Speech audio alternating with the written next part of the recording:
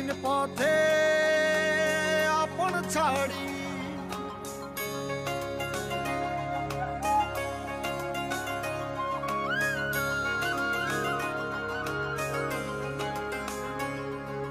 স্বপ্ন টানে দিলাম পাড়ি অচিন পথে আপন ছাড়ি পেছন ফেলে উঠান বাড়ি প্রিয় মুখার স্মৃতির সারি মন বলে চল ফিরে আবার। শেডিং চলছে, আলো জ্বলছে না, কোনো সমস্যা নেই।